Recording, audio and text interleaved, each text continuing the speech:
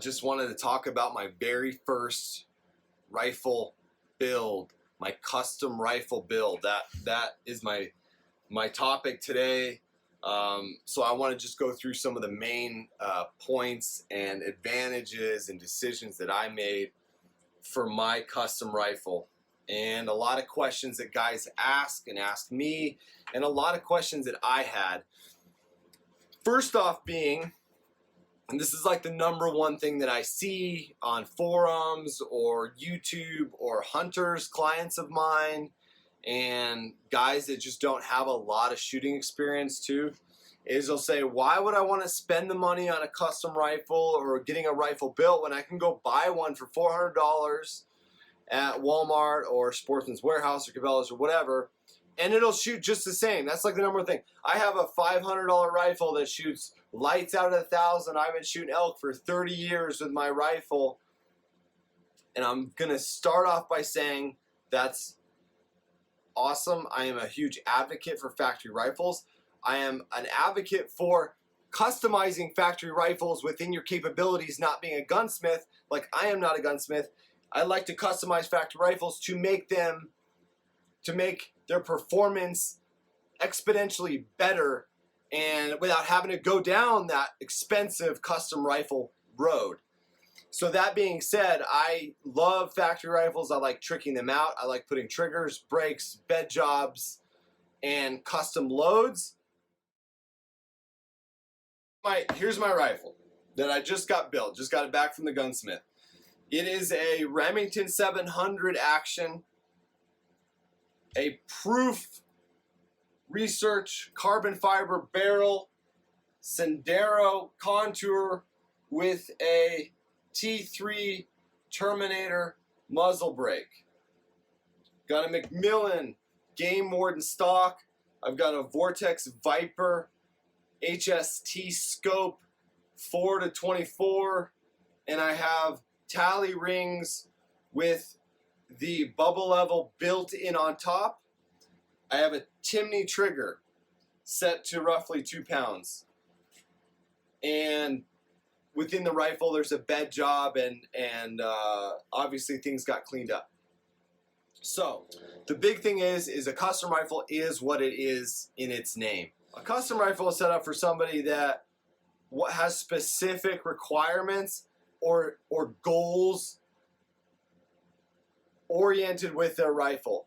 In this instance, the base of this rifle is this. It was a 300 Remington 700 300 Ultra Mag in a normal black synthetic stock, which I spray painted custom desert tan. I put a bed job on the lug, and then I had it had just a stainless steel, real light contour barrel, and I'll show you a picture of it, what it looked like now. So I ran into two issues. The gun only liked 180 grain bullets, and that my theory is, and what I've read, is that it's a factory barrel that's a 1 in 10 twist that was made like in 2005, where in 2005 they didn't have as many options as they do now.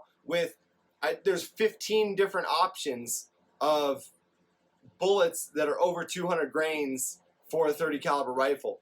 There's the ELDX, there's 208s, there's 212s, there's 220s.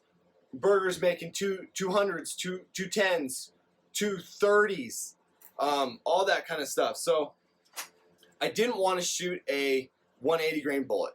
So you don't need a 300 Ultra Mag to send a 180 grain bullet 3,000 feet per second. You can do that with a 300 Win Mag.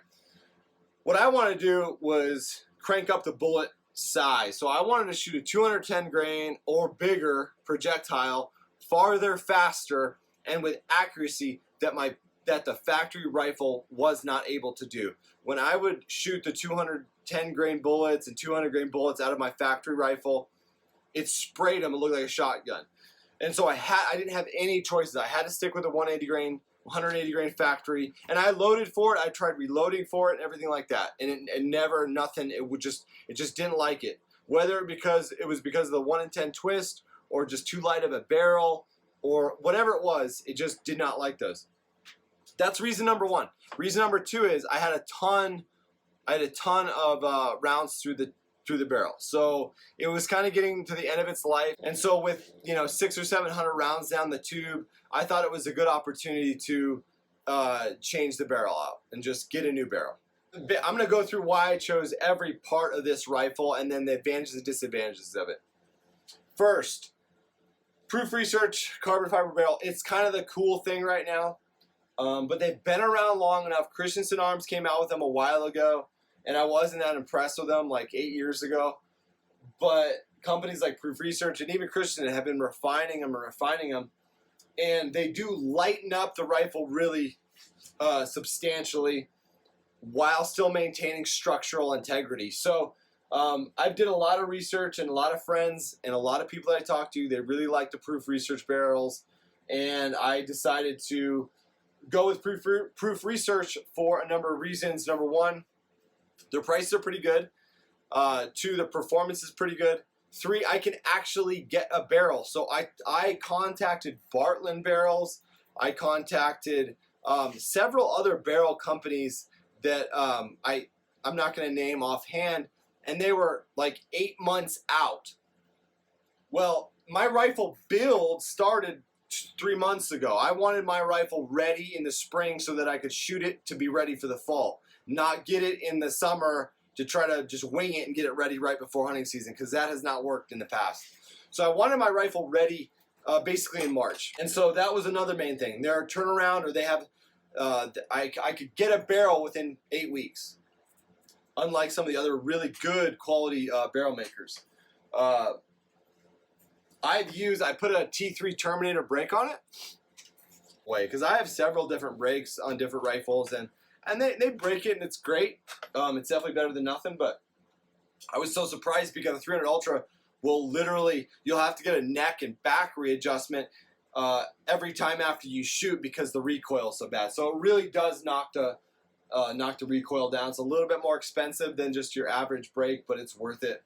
But if you have a guy that you know and you trust and he's pretty serious about it, he's not just a fly-by-night gunsmith, talk to him, especially if he's going to be the one building your rifle. See what he recommends, because he's going to have more into it and more invested into it than some random keyboard sniper on a forum. So I went with the Mcmillan Game Warden stock. It's got the design that I wanted. I wanted this exact feel of the rifle. I wanted this drop down, big thumb rest, cheek weld. I wanted this design. We're staying kind of lightweight. I did not get the bolt fluted. I wanted to. I had to fight myself not to. It really doesn't take that much weight off, and I really just wanted to do it because it looks awesome, but it's still just your standard bolt. I really had to fight that urge to make it look a little bit better. So what I did was to stay in the lightweight theme here, is I went with Talley rings. So Talley are one-piece lightweight rings right there. And I've used them on a couple guns, and I was a little hesitant at first, but I started thinking about it. I'm like, man, I got this awesome lightweight stock that's not cheap. I got this barrel that's sweet, lightweight. Let's just keep that theme. I don't want to put something big and heavy on it. VORTEX Viper, I put a VORTEX Viper HST 4-24. That's what I went with. It's a great scope. I will upgrade it if I need to in the future, but for now, it's everything that I want it to be. It's got really nice fine crosshairs. That's one of my gripes with Loophole. A lot of their crosshairs are really thick, and I just don't like them. I'm not really a big fan. I think their product is awesome. They're bulletproof. I mean, it's a fantastic scope. It just comes down to my personal preferences. So yeah, so that's basically the setup. So here is the rifle up close. It's a standard Remington 700 stainless steel action, and it's got a Timney trigger, VORTEX 6-24x50, Viper HST. I've got the Talley lightweight one-piece rings. I've got the Proof Research carbon fiber barrel in a Sendero contour, and the T3 Terminator brake. This is the Mcmillan Game Warden stock. I forget what they call this color. The action. I had a custom mag box put in. My gunsmith made that custom. A little bit longer to fit, a little bit longer bullet to get, you know, overall length a little bit farther out, so we could get it up close to the lands as far as possible. An add-on to these rings is that Talley bubble on top of it. It's built in, which is kind of cool. It saves a little bit of weight, and I've noticed a lot of times I have the bubble on this part of my gun, and it'll snag on my backpack or my pants as I'm hiking. Yeah, so that's it. Custom rifle build number 1. I'm really excited about it. And this gun weighs 8.7 pounds. The load is 210 Berger, just off the lands, which is really light. So that's my build. Thanks for watching, guys. Really appreciate it.